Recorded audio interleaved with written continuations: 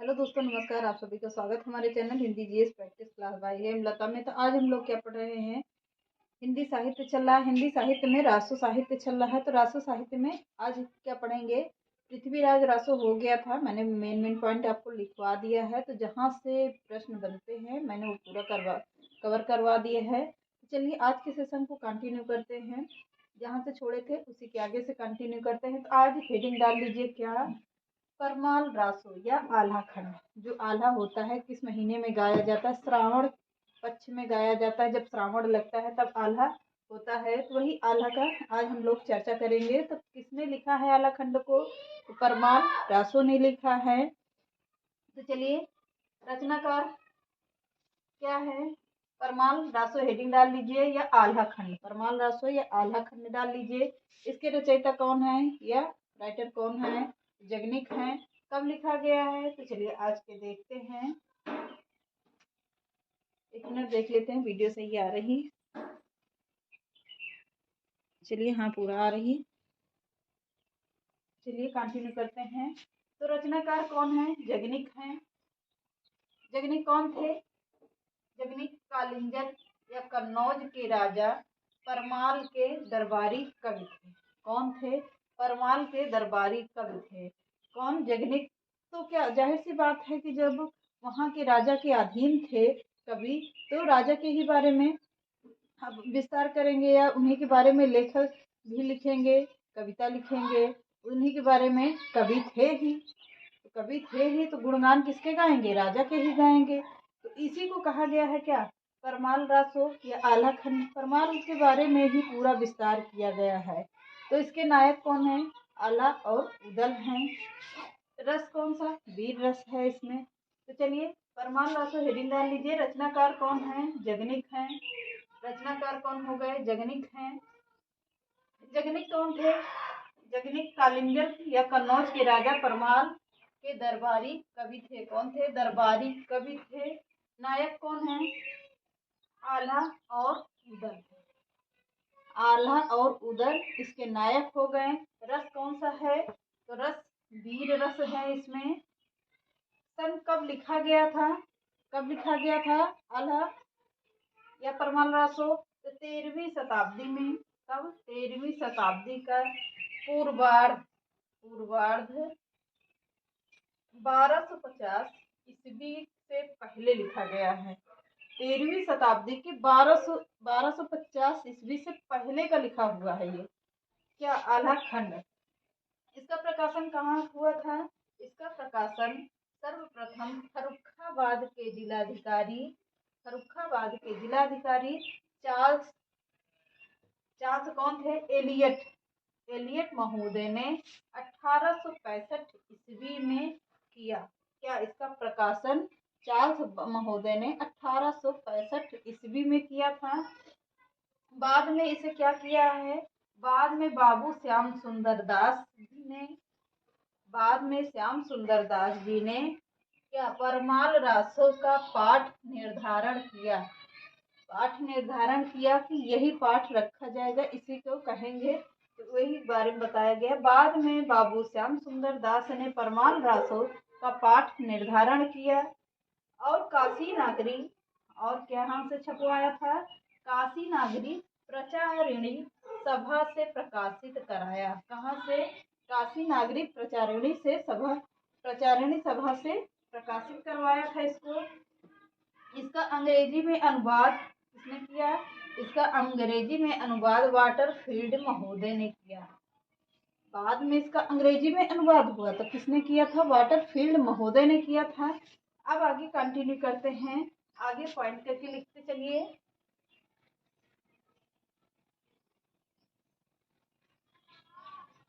Point डालिए, फिर उसमें लिखते रहिए आगे।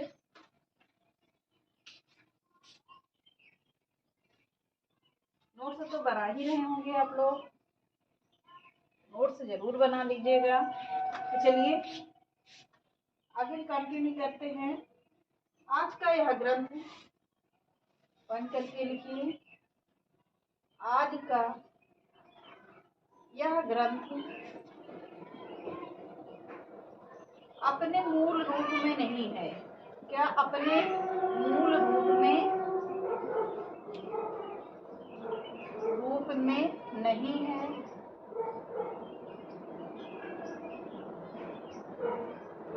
यानी कि आज के अपने मूल रूप में नहीं है। किसे? अगला पॉइंट लिखिए, केवल लोक परंपरा में यह केवल लोक परंपरा में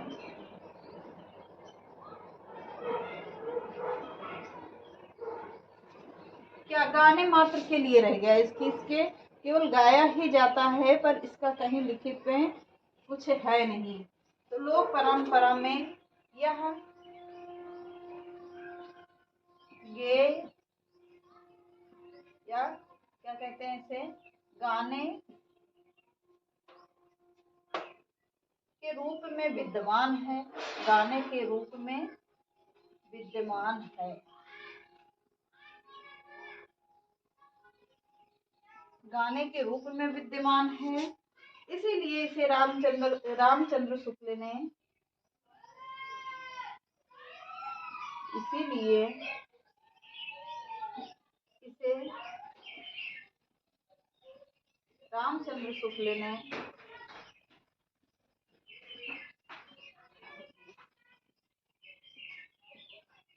रामचंद्र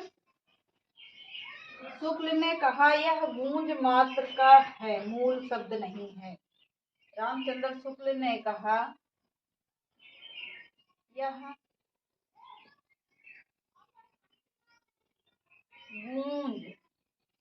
गूंज मात्र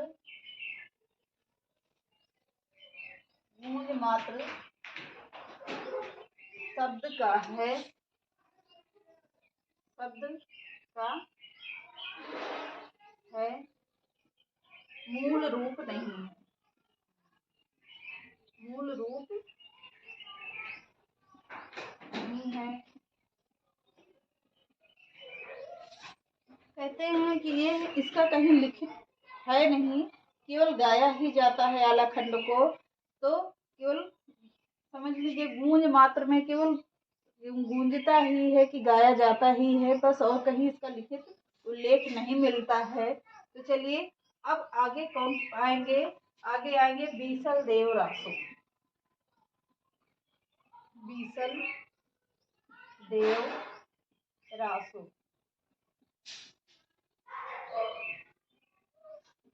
हेडिंग डाल लीजिए, बीसल देव रासो। बीसल देव रासो ने क्या लिखा है? बीसल देव रासो ने क्या लिखा है? यह एक मात्र ऐसा रासो है, यह एक ऐसा मात्र रासो है जिसमें क्या है, कौन सा रस है? श्रृंगार रस है। बाकी सब में क्या है? आलाखंड में वीर रस ज्यादा माने गए हैं रासो साहित्य में सबसे ज्यादातर, लेकिन यह एक ऐसा रस है जिसमें क्या है? श्रृंगार रस प्रधान है। बाकी सब में वीर रस है, उत्साह है। वीर रस का ज्यादा किया गया है वर्णन इसमें सारे रासो साहित्य में। यह एक लिख लीजिए, यह एकमात्र रासो है जिसमें क्या? श्रृंगार रस है, श्रृंगार रस है।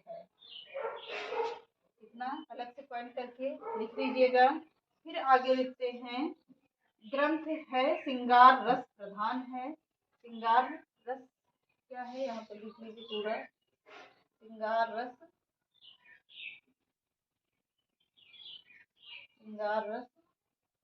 प्रधान है। अगला पॉइंट लिखिए, रचनाकार कौन है? रचनाकार कौन है? बीसल देव रासो। बीसल देव रासो रचनाकार कौन हो गए? बीसल देव रासो हो गए। नायक कौन है? सॉरी, बीसल देव नहीं है, नरपति नाल है। नरपति नाल।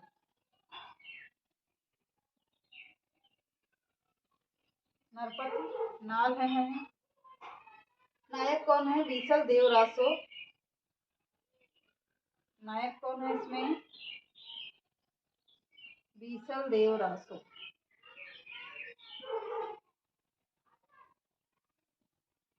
बीसल देव रासो हैं। और कौन है? विग्रह राज हर्डे है। विग्रह राज हर्डे। इसके नायक विग्रहराज हर्डे हैं और बीसल देव रासो है। नायिका कौन है? राजमती राजा भोज की पुत्री है। नायिका कौन है?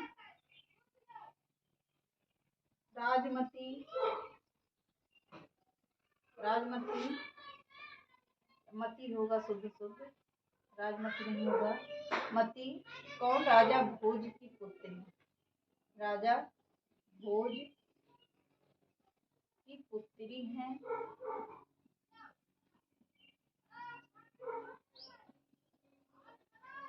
रस कौन सा है? वियोग श्रृंगार मुख्य रूप में है।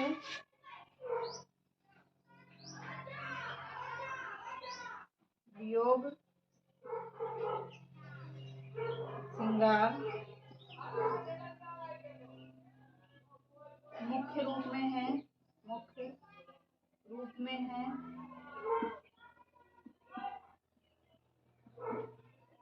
और क्या है? यह कृति 4 खंडों में विभक्त है। पॉइंट करके लिखिए। यह कृति 4 खंडों में विभक्त है। कितने खंडों में? 4 खंडों में विभक्त है।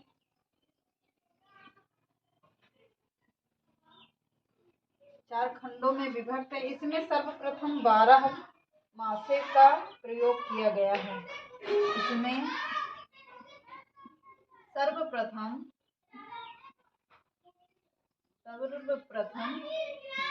12 क्या? 12 मासे का प्रयोग किया गया है। 12 मासे का प्रयोग किया गया है।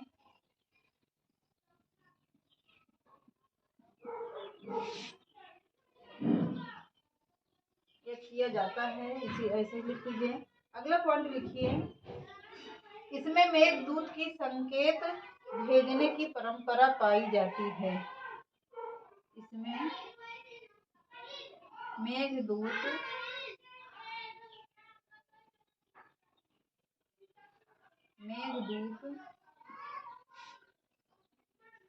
की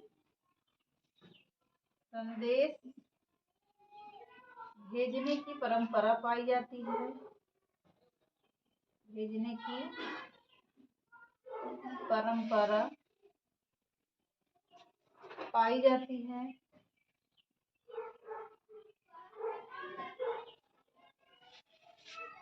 अगला पॉइंट लिखिए। स्क्रीनशॉट लीजिए, आगे चलते हैं। अगला पॉइंट लिखिए। क्या?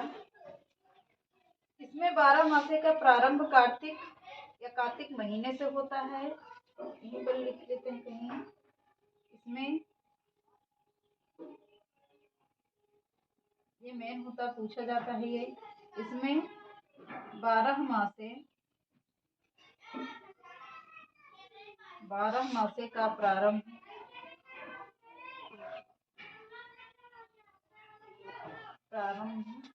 कार्तिक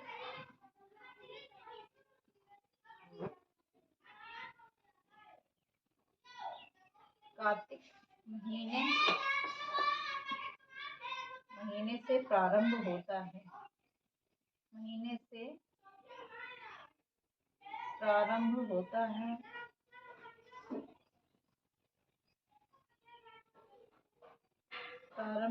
है। तो बीसल देव रासो में क्या सबसे ज्यादा महत्वपूर्ण है? तो इसमें कौन सा रस है? बीसल देव रासो एक ऐसा मात्र क्या है, रासो साहित्य है, जिसमें क्या है, श्रृंगार रस प्रधान माना जाता है। रचनाकार कौन है, नरपति नाल है, नरपति नाल है। नायक कौन है, बीसल देवरासो हैं।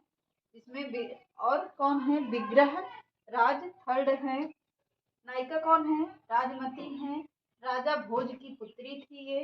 कौन, राजमती राजा भोज की पुत्री थी। इसमें क्या है, वियोग श्रृंगार मुख्य रूप से है। और पॉइंट में अगला लिख लीजिए, इसमें वियोग श्रृंगार मुख्य रूप से है। यह कृति कितने खंडों में विभाजित है, तो यह कृति 4 खंडों में विभाजित है।